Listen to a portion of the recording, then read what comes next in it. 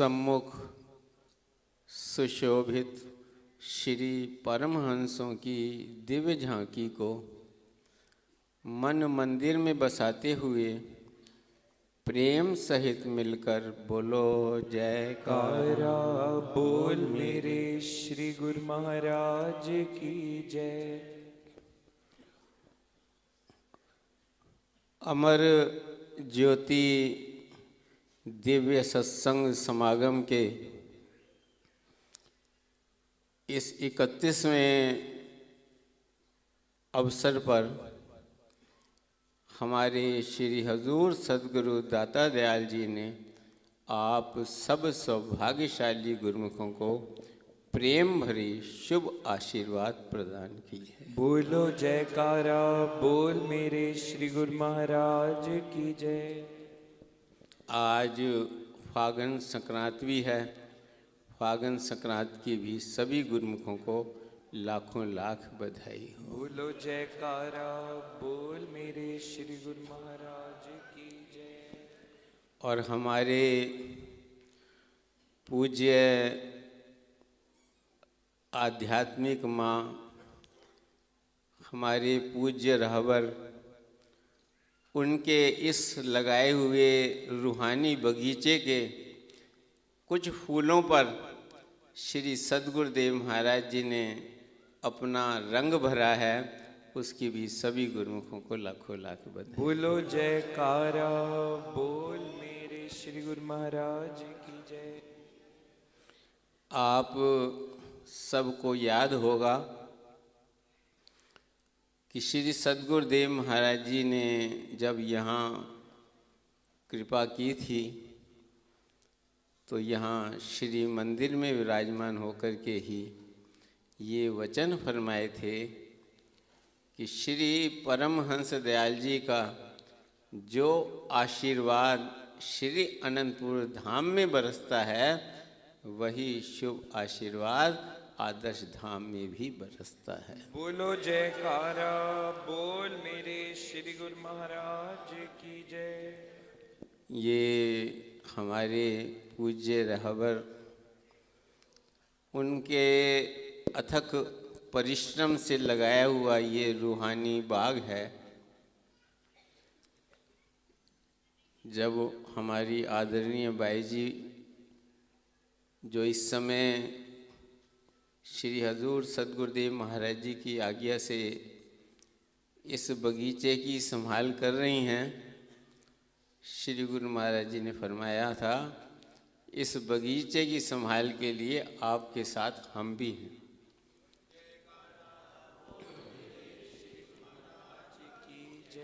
भक्ति और परमार्थ का जितना कार्य है ये महापुरुषों की कृपा से ही चलता है, और जो सेवक उनकी छत्र छाया में आ जाते हैं, जो उनकी चरण शरण में आ जाते हैं, उन पर ये कृपा, ये आशीर्वाद सदा सदा बरसता रहता है। जैसे इस समय भी श्री परमहंसों के चरणों में हम बैठे हैं, वो हम पर आशीर्वाद बरसा रहे हैं, और श्री हजूर सद्गुरु दाता दयाल जी भी आप सब गुरुमुखों को देखकर बहुत बहुत प्रसन्न हो रहे हैं। बोलो जयकारा।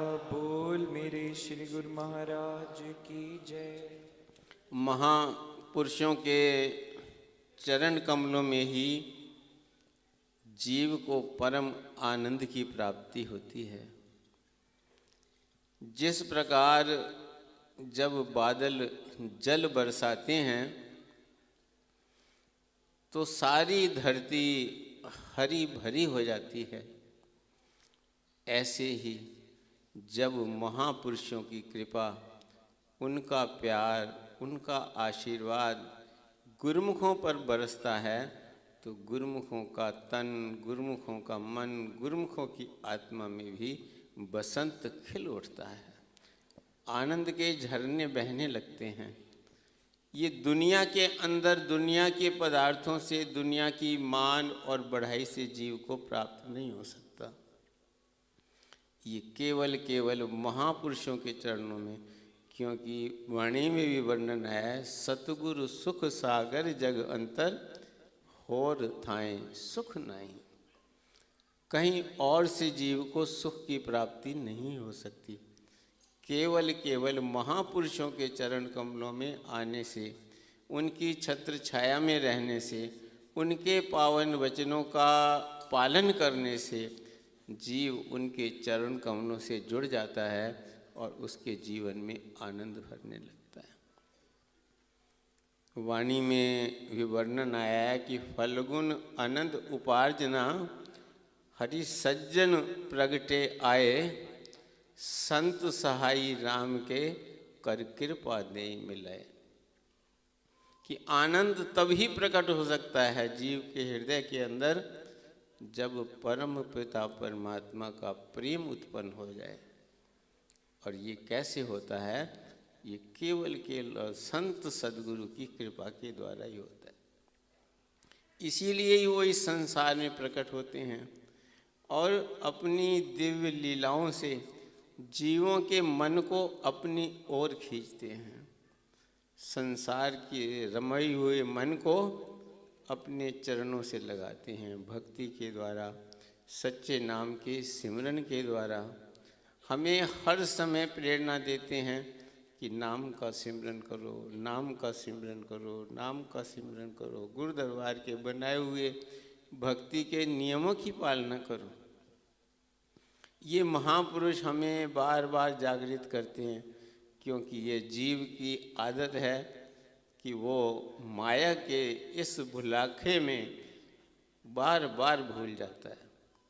इसलिए वक्त के महापुरुषों की ज़रूरत होती है कि जो बार बार जगाते हैं, बार बार जगाते हैं, बार बार जगाते हैं।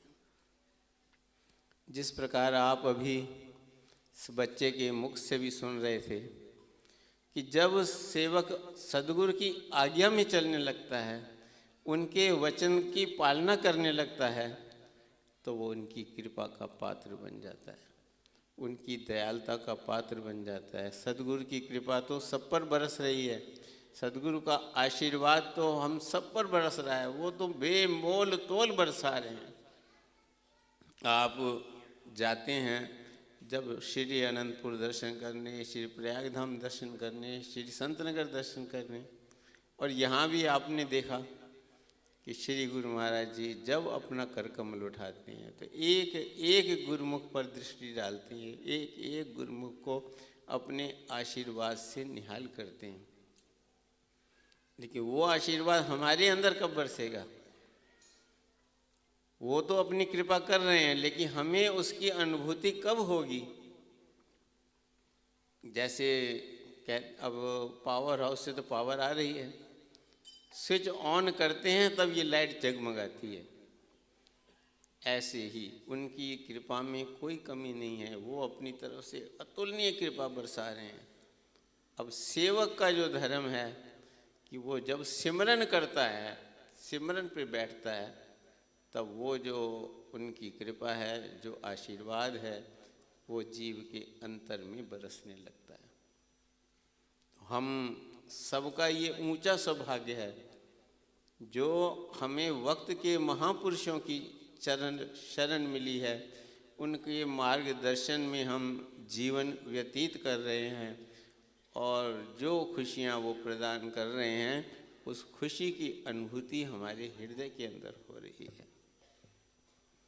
श्री सद्गुरुदेव दाता दयाल श्री पंचम पातशाही जी के चरणों में एक बच्चे ने विनती की कि श्री गुरु महाराज जी आप कहाँ रहते हैं? बच्चे तो भोले होते हैं ना, वो उनको जैसे बतलाया जाता है वो वैसे बोलते हैं। बोले भगवान आप ऊपर रहते हैं कि आप नीचे रहते हैं, कहाँ रहते हैं? तो श्री गुरु महाराज जी ने फरमाया कि जो प्रेमी हमें सच्चे दिल से याद करते हैं, जो भक्ति के नियमों की पालना करते हैं, जो हमें सिमरन करते हैं, हम उनके दिलों के अंदर रहते हैं। बोलो जयकारा बोल मेरे श्री गुरु महाराज की। श्री हजूर सद्गुरुदेव महाराज जी से किसी ने पूछा कि श्री गुरु महाराज जी कि हम तो आपको बहुत याद करते हैं, लेकिन हमें कैसा पता लगेगा कि आप भी हमें याद करते हैं। श्री गुरु महाराज जी ने फरमाया, पहली बात तो ये है कि हम तुम्हें याद ना करें तो तुम यहाँ आ ही नहीं सकते, पहुँच ही नहीं सकते। बोलो जयकारा बोल मेरे श्री गुरु महाराज की जय। दूसरी बात ये है, जब तुम निरंतर ये 2 घंटे भजन की आज्ञा का पालन करोगे तो तुम्हें अपने अंतर में महसूस होने लगेगा। जहाँ भी तुम बैठे होगे तुम याद करोगे और हम याद करेंगे तो तुम्हें उसी वक्त महसूस हो जाएगा। तो ये महापुरुषों का जो रिश्ता है हमसे, वो दिल का रिश्ता है, आत्मा का रिश्ता है। ये बाहरी रिश्ता नहीं है, ये अंतर का रिश्ता है। इसको सीना बसीना रिश्ता कहते हैं। लेकिन कब जीव को इसकी अनुभूति होती है? जब वो उनके वचन की पालना करते हैं। वचन की पालना करने से उसकी जो तार है वो जुड़ जाती है। इस बात की चिंता न करें कि मन तो लगता नहीं है, कुछ दिखता तो है नहीं। हर चीज़ के अंदर टाइम मिलता है, टाइम लगता है। महापुरुष फरमाते हैं, तुम्हें हुक्म हो गया तो तुम भजन पे बैठो। मन कहीं जाता है उसकी परवाह मत करो, तुम सिमरन करते रहो। अब किसी ने पूछा कि गुरु महाराज जी नींद आ जाती है भजन करते हुए, तो श्री गुरु महाराज जी ने फरमाया, यही माया है। माया अपना वार करती है।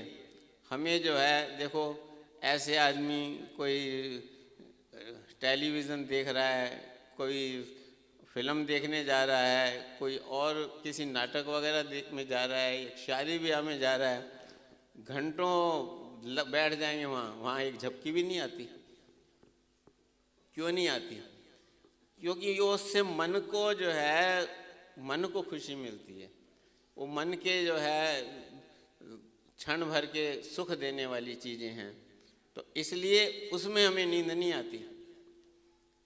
लेकिन भजन में मन रस लेता नहीं है, इसलिए नींद आ जाती।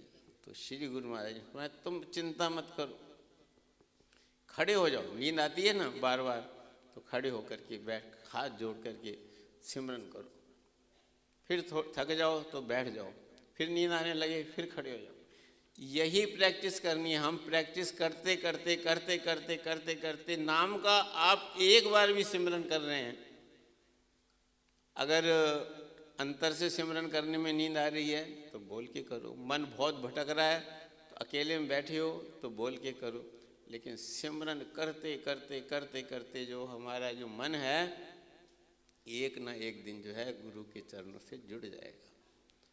इसका रास्ता ही ये है, क्योंकि जन्म जन्मांतरों से जो ये मन है ये माया के पीछे भाग रहा है। एक जन्म की बात नहीं है। फिरत फिरत बहुते युग हारे, युग बीत गए हैं। लेकिन जब गुरु की कृपा होगी, अगर हम उसके वचन की पालना करते रहेंगे तो उनकी ड्यूटी है हमारी संभाल करने की। श्री गुरु महाराज जी फरमाते हैं कि इस बात का तो हम पक्की गारंटी देते हैं कि जो एक बार श्री परमहंस दयाल जी की शरण में आ गया है तो वो उसे इस भव सागर में डूबने नहीं देंगे। जब जीव जो है, लेकिन पार तभी होगा जब नाम का सिमरन करेगा। इसलिए नाम का जो सिमरन है, भगवान श्री कृष्ण ने भी कहा है कि दम बदम ता वक्त आखिर, जिनको मेरा ध्यान है मुझसे मिलना ऐसे शागिल के लिए आसान है। ये गीता के अंदर भगवान ने कहा है कि जो हर श्वास मेरे ध्यान से जुड़ा हुआ है, मेरे नाम का सिमरन कर रहा है और आखिरी दम तक कर रहा है, तो वो जो है सरलता से कहीं और नहीं जाएगा, मेरे धाम में आएगा। श्री हजूर सदगुरुदेव महाराज जी ने एक प्रेमी को ने विनती की, गुरु महाराज जी हमारे पिताजी बहुत प्रेमी थे तो उनको अपने चरणों में स्थान देना। श्री गुरु महाराज जी ने फरमाया, जो प्रेमी थे वो जब तक इस संसार में थे तब भी वो हमारे चरणों में थे, और जब वो यहाँ से गए तो वहाँ भी परमहंसदास जी के चरणों में सुरक्षित हैं उनकी। बोलो जयकारा बोल मेरे श्री गुरु महाराज की जय। तो एक बार श्री गुरु महाराज जी, श्री तीसरी पातशाही महाराज से किसी ने पूछा कि गुरु महाराज जी कि बहुत समय ऐसी अवस्था होती है, सारी उम्र तो उसने नाम का सिमरन किया, अंत में जो है नहीं हो पाता, कभी कोई बेहोश होता है, बीमार होता है, किसी ऐसी हालत में होता है उसको जो है नाम का। तो श्री गुरु महाराज जी ने फरमाया कि जिसने सारी उम्र नाम जपा है, जिसने सारी उम्र आज्ञा का पालन किया है, अगर अंत समय में वो किसी कारणवश नाम का सिमरन नहीं कर पाता तो हम उसके पास बैठ के नाम का सिमरन करते हैं। बोलो जयकारा बोल मेरे की जय। ये उनकी दयालुता है, ये रहमत है कि वो एक रूह की संभाल करते हैं। हमें तो जो है थोड़ा दिखता है ना, अब यहाँ पे 1000 आदमी 1500 आदमी होंगे, उतने दिखते हैं।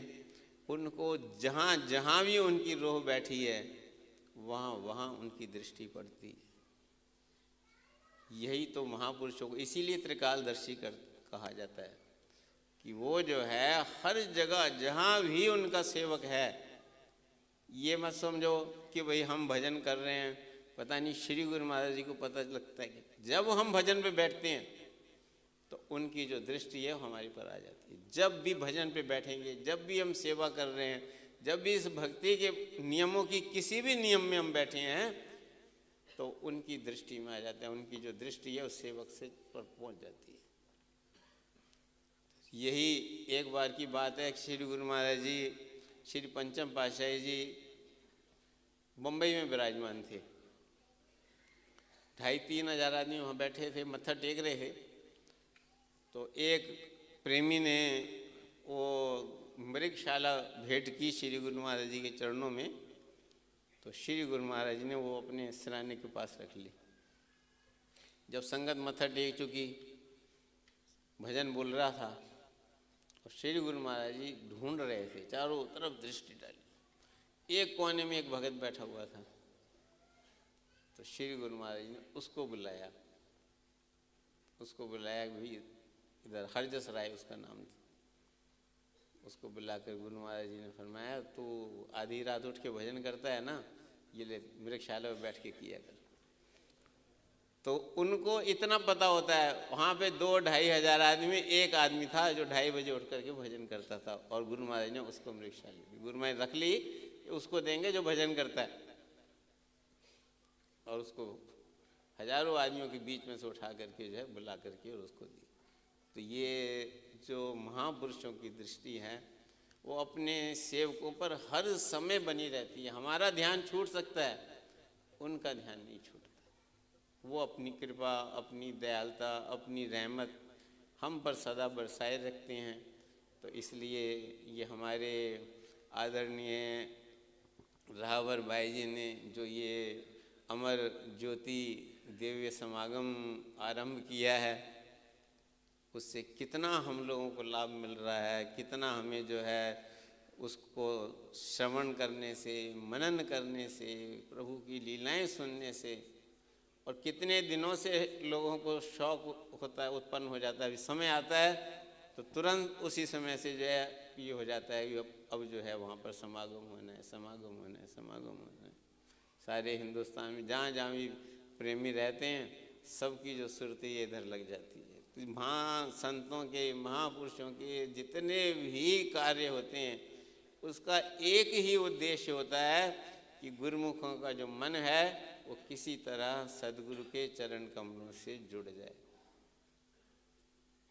वाणी में लिखा है, कहो नानक जाके पूरे भाग गुरु चरनी ताका मन लाए। जिसके पूर्ण भाग होते हैं, जिस पर उस मालिक की कृपा होती है, उसे ही ऐसा सौभाग्य मिलता है, उसे ही ऐसा सत्संग का समागम मिलता है, उस पर ही सदगुरु का आशीर्वाद होता है और उसका ही मन सदगुरु के चरणों में इस प्रकार जुड़ता है जैसे आप सब गुरु महाराज के चरणों से जुड़े हुए हैं। बोलो जयकारा बोल मेरे श्री गुरु महाराज की जय। हम सबका मन सद्गुरु के चरणों से जुड़ा रहे, हम भक्ति के नियमों की पालना करते रहें, सद्गुरु के वचनों के अनुसार भजन सिमरन करते रहें और सद्गुरु का आशीर्वाद सदा सदा हम सब सेवकों पर बरसता रहे, यही शुभकामना और श्री परम दयाल जी के चरणों में प्रार्थना है। बोलो जयकार। एक थोड़े दिन पहले की बात है कि श्री गुरु महाराज जी के चरणों में प्रेमी भजन बोल रहे थे कि हम हाथ उठाकर कहते हैं हम हो गए हारों वाले। उनका जब भजन पूरा हुआ तो श्री गुरु महाराज अपने सिंहासन से उतरे और खड़े हो गए और हाथ ऊंचे करके फरमाने लगे कि जो प्रेमी भक्ति के नियमों की पालना करते हैं, जो भजन अभ्यास करते हैं, तो वो हमारे हो गए और हम हाथ उठाकर कहते हैं कि हम हो गए गुरुमुख प्यारों के। बोलो जयकारा। बस वो हमारे बने रहें, हम उनके बने रहें, ये अरस परस का मेल बना रहे, सदा जन्म जन्म बना रहे, उनकी ये दयालुता हम पर सदा बरसती रहे, हम उनके मार्गदर्शन में भक्ति के नियमों की पालना करते रहें। बोलो जयकारा। बोल मेरे श्री गुरु महाराज की जय।